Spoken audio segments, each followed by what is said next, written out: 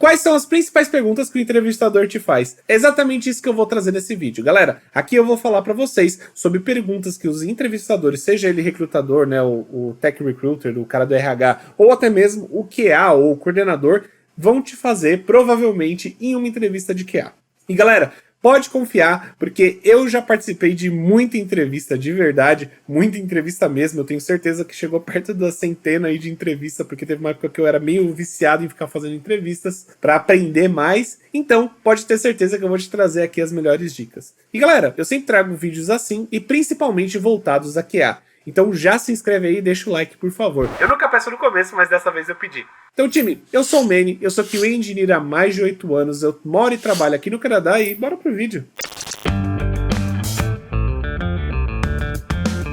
Então, time, eu vou trazer aqui as perguntas mais feitas, pelo menos as perguntas que eu lembro que são mais feitas dentro de uma entrevista, tá bom? E eu vou trazer aqui sem dizer se é um recrutador técnico ou se é um entrevistador, seria lá o coordenador, ou QA, ou dev, tanto faz. Uma coisa importante de vocês saberem, quando vocês estão participando de uma entrevista, é muito possível que venha mais de uma pessoa te entrevistar, tá? Normalmente, inclusive eu já falei sobre isso em outros vídeos, a primeira pessoa que vem a te fazer o contato normalmente é uma pessoa do RH, né? Então é o Tech Recruiter que a gente chama. Essa pessoa não entende absolutamente nada sobre tecnologia, provavelmente só uma coisinha ou outra ali, mais algumas informações. E essa pessoa é a primeira pessoa pelo que você tem que passar. Ela vai basicamente ver ali se você dá match com as ferramentas, né, que o pessoal da empresa dela está procurando.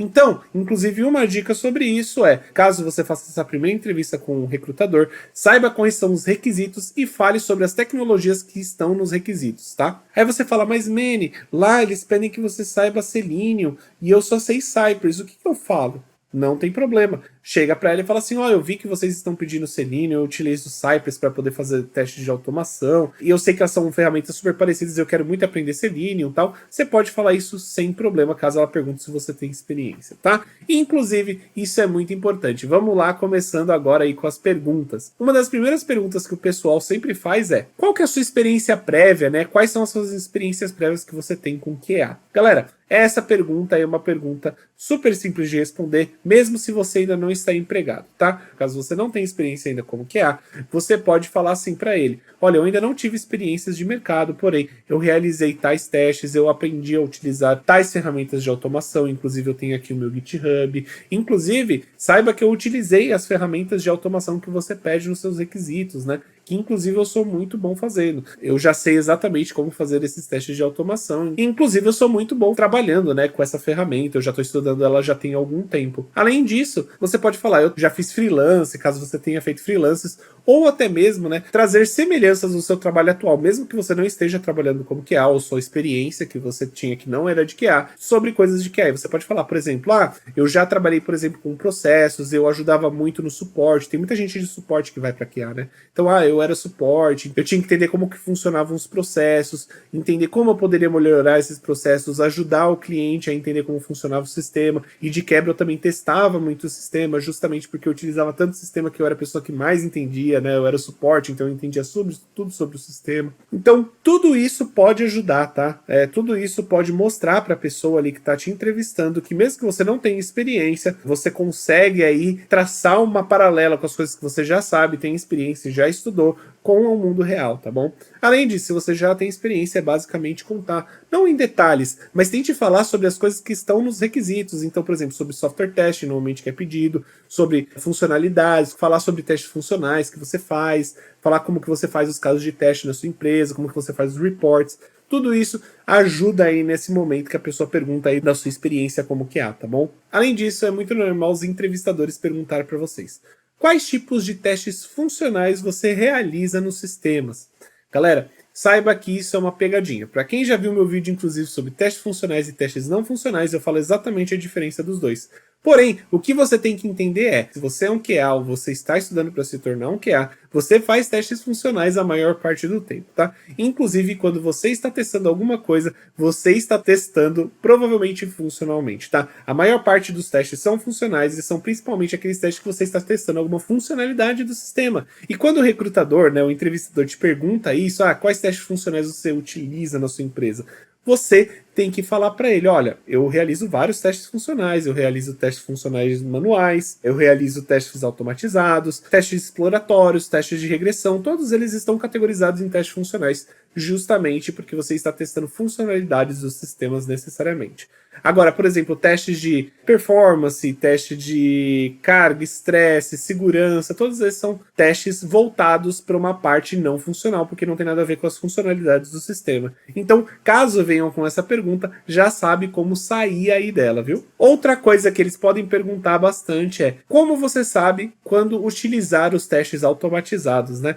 Putz, essa pergunta aí, onde eu vou criar os primeiros testes automatizados? Como você sabe o que automatizar no sistema?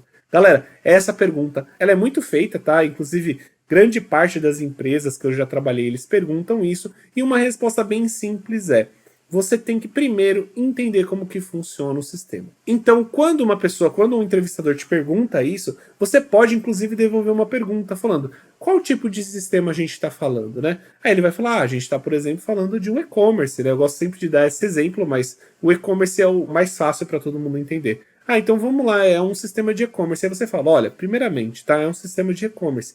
Eu entendo como funciona um e-commerce. A principal coisa que um e-commerce precisa fazer é vender, certo? A única coisa que um e-commerce não pode parar de fazer é vender. Então, o que você pode falar? Olha, considerando que é um e-commerce, ou considerando que é qualquer outro tipo de sistema, você pode falar assim: olha, eu vou primeiro tentar conversar com o time de produto, entender como o sistema funciona, conversar com o time de desenvolvimento, entender para onde que o desenvolvimento está indo, entender quais são as coisas que estão sendo desenvolvidas, quais são as tecnologias que a gente precisa testar, porque às vezes pode ser que seja um sistema só web ou seja um sistema mobile também. Então eu tenho que entender isso primeiro. Além disso, você mesmo, né, como que é, faz testes exploratórios para entender como o sistema funciona também, né, para você botar um pouco a mão no sistema e ver como ele funciona. E a partir daí, você consegue definir o que são os cenários prioritários. Então, por exemplo, eu conversei lá com o time de produto e entendi com o time de produto quais são os cenários prioritários, quais são os cenários mais importantes dentro do meu sistema. E você vai falar assim: olha, pensando nisso, eu ia automatizar os principais cenários do sistema, por exemplo, do e-commerce. E eu, dando um exemplo aqui, eu automatizaria justamente toda a parte de um usuário pesquisar um produto, colocar o produto no carrinho, verificar se o produto está no carrinho correto e se o preço está correto, fazer um checkout, né, se for necessário login, e a compra do produto. Então, seria literalmente um teste end-to-end. Aí você fala: Manny, mas esse teste não demora muito? Não, é bem rápido de fazer. Se você fizer um teste num cenário bem específico desse, mesmo utilizando seja Cypress, Selenium, qualquer outro tipo de ferramenta de automação de testes, você consegue fazer de uma forma rápida, simples, e você já está aí automatizando um dos cenários mais importantes do sistema, que é literalmente o cenário aí core, que é literalmente a venda do produto, tá? E depois, obviamente, né, com isso, né, com o que você conversou com os desenvolvedores, com o time de produto, você criaria um plano de testes aí, prevendo quais seriam as funcionalidades, quais seriam os cenários que você iria automatizar primeiro. Na minha opinião, essa é a melhor resposta que você pode dar para essa pergunta, né, de como que você sabe o que automatizar primeiro. E, sinceramente, sempre que eu respondo isso, os entrevistadores eles ficam muito contentes, eles ficam muito interessados sobre isso. Porque é uma pergunta que você não está simplesmente dando uma resposta direta, falando uma coisa super técnica e às vezes você poderia ter acertado. Você poderia falar assim: eu vou testar o cenário principal dessa aplicação. E aí o cara vai falar assim: tá, mas como que você faz para saber isso? Se você responder direto, ele já vai fazer essa pergunta depois. Agora, se você simplesmente der uma resposta completa dessa, ele vai falar: caraca, deixa eu riscar aqui todas as perguntas que eu tenho embaixo que esse cara já respondeu, tá certo? Isso é muito importante, os entrevistadores adoram perguntar, justamente porque talvez você entre lá justamente para fazer isso. E eles querem até mesmo saber qual que é o seu estilo, tá bom? E na minha opinião, essa foi a melhor resposta que eu já dei, e inclusive essa é a resposta que o pessoal fica mais empolgado quando eu dou. Outra coisa que vão te perguntar é: quais são as tecnologias, né, e linguagens que você trabalha, né, que você conhece? Primeira coisa, galera, o que você tem que focar nesse momento é que eles estão procurando pessoas nos requisitos que vão estar na vaga. Uma coisa importante para que vocês entendam é: às vezes eles podem pedir, por exemplo, para que você saiba linguagem de programação Python, JavaScript, C Sharp, Java. Só que na verdade eles não querem dizer isso. Eles querem dizer que você saiba pelo menos uma dessas linguagens, tá bom? Inclusive saiba que o meu forte, tá? O meu forte é JavaScript.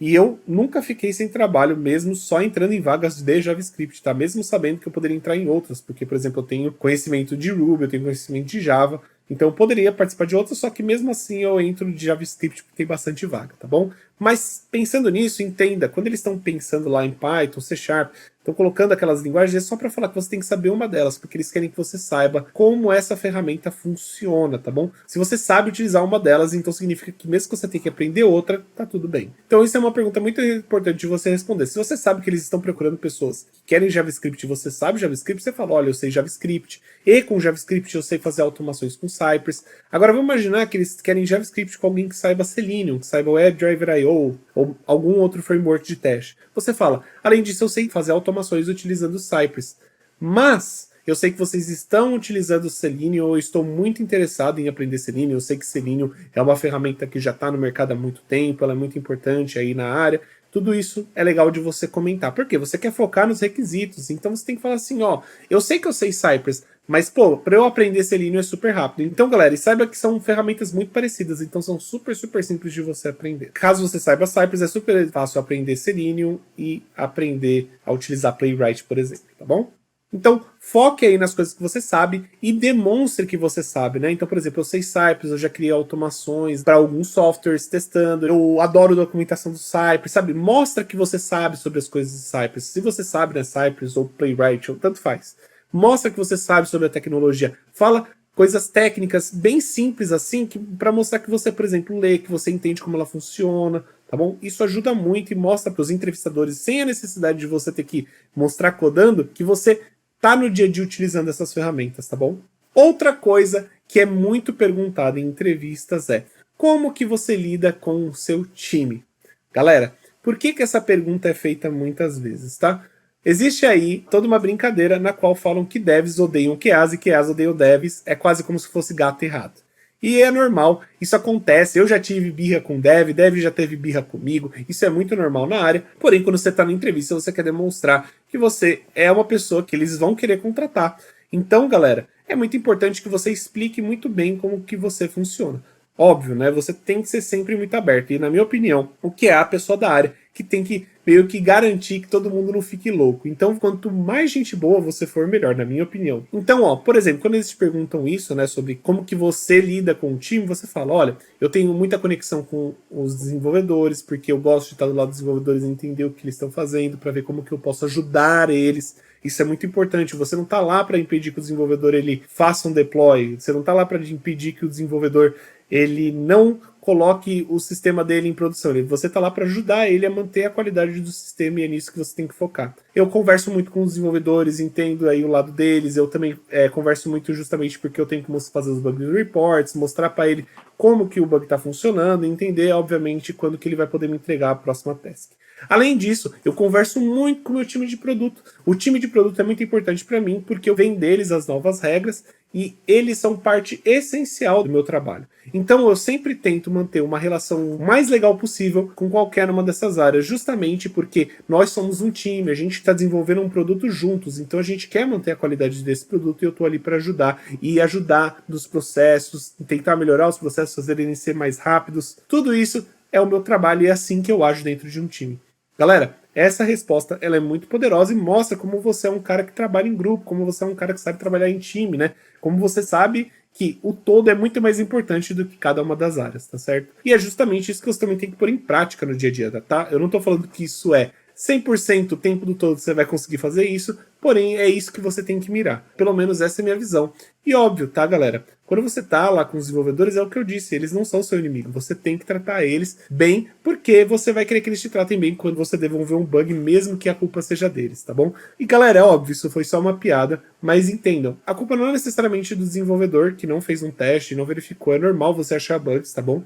E é justamente com a ajuda deles, quanto mais eles tiverem carisma por você, mais fácil vai ser implementar a parte de qualidade. Você pode até falar isso também, você pode ser bem claro, né? Quanto melhor eu tenho um time, quanto mais harmônico o time é, mais fácil implementar processo de qualidade nele. Outra pergunta que podem te fazer é, como que você faz para descrever um bug difícil de reproduzir? Então, quando você tiver esse tipo de pergunta, você fala, olha, Primeira coisa, eu ia tentar descrever o bug da forma mais minuciosa possível. Eu ia tentar descrever passo a passo de tudo que eu fiz, todas as etapas, criar uma descrição simples do que está acontecendo com o bug, em qual parte do sistema esse bug foi encontrado. E além disso, eu vou tentar fazer uma evidência, né? Criar uma evidência, seja uma foto, seja um vídeo, mostrando como que o bug acontece, tá? Além disso, eu tento replicar esse bug em outros ambientes, justamente para ver se esse bug está acontecendo em outros lugares. Eu tento entregar sempre um card de bug, né, um bug report bem descrito para o desenvolvedor, para que seja o mais fácil possível para ele achar o código, né, achar o problema, para ele poder consertar os testes. E isso é muito importante, justamente porque isso ajuda na qualidade e, além disso, na comunicação do time. Galera, essa é a melhor resposta que você pode dar, tá certo? Sempre considerando aí que você está trazendo informações importantes, relevantes para o desenvolvedor, e também mostrando que você sabe documentar muito bem um bug, que essa é uma parte essencial. Inclusive, documentação para um QA é uma coisa que acontece o tempo todo e é uma coisa que você tem que estar sempre de olho, tá certo? Então, time, essa daqui foram algumas perguntas feitas em entrevistas que eu sempre recebo. Eu espero que vocês tenham gostado desse vídeo. Se vocês gostaram, por favor, deixem um like. Não se esqueçam de se inscrever, porque a gente traz vídeos de tecnologia e QA todos os dias. Além disso, se você ficou com alguma dúvida ou quer falar alguma sugestão, deixa aqui nos comentários que eu sempre respondo eles. Eu espero que vocês tenham um ótimo 2024 e um ótimo dia e tchau, tchau!